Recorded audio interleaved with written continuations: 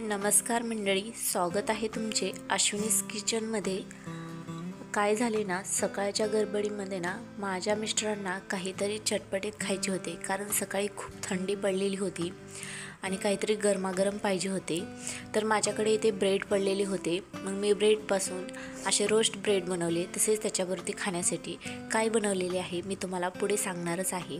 तर त्यासाठी मी एका कुकरमध्ये एक अशा प्रकारे कट करून बटाटा घेतला, तसेच अर्धी वाटी फ्लावर घेतले आणि तसेच अर्धी वाटी मटर, एक कांदा, तसेच अर्धे टोमॅटो घेतले। तसेच याच्यामध्ये मी बीटचे 4 काप टाकलेले आहेत। तुम्हाला आवडत नसेल तर स्किप केले तरी चालेल। चवीपुरते मीठ आणि हळद टाकून फक्त भाज्या डुबतील एवढेच पाणी टाकले, याच्यापेक्षा जास्त टाकायचे नाही। आणि ह्याला झाकण लावून मी याच्या 2 शिट्ट्या काढून घेतल्या आणि 10 मिनिटं तसेच शिजू दिले। नंतर मी ब्रेड घेतली आणि ब्रेडचे चांगल्या प्रकारे स्लाइडसारखे कट करून घेतले।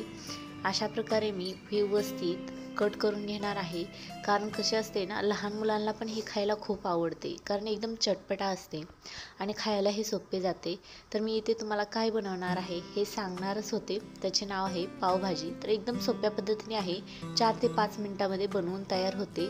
तर मी इथे पावाऐवजी ब्रेडचा यूज केलेला आहे। अशा प्रकारे कट करून ब्रेड तुम्ही एका पॅनमध्ये बटर किंवा तूप टाकून व्यवस्थित दोन्ही साईडनी गोल्डन होईपर्यंत फ्राय करून घ्या।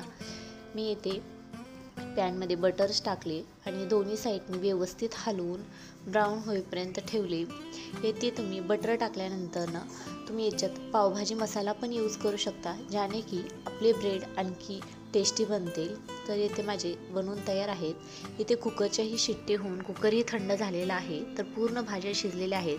पाहिले तुम्ही, तर इथे पाणी मी एकदम कमी वापरले होते की जेवढे भाज्या डीप होतील एवढेच। तर इथे मी एक्स्ट्रा पाणी काढून घेतले आणि मॅशरच्या साहाय्याने व्यवस्थित याला मॅश करून घेतलेले आहे। तर जेव्हा आपण हे मॅश करून घेतो तेव्हा त्याचा कलर असा होतो, का तर याच्यामध्ये आपण बीटचा यूज केलेला होता। आता याच्यामध्ये मी ते काढलेले पाणी टाकून घेतले, जेवढे लागेल तेवढेच, जे आपल्याला जे टेक्स्चर पाहिजे एवढीच पावभाजी बनवून घ्या।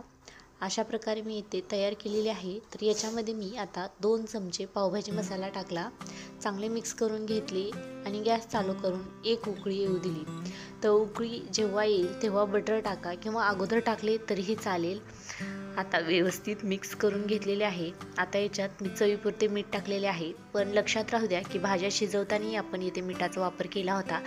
आता मी दुसऱ्या गॅसवरती कुकर ठेवून या गॅसवरती एक पॅन ठेवून त्याच्यामध्ये तेल गरम केले।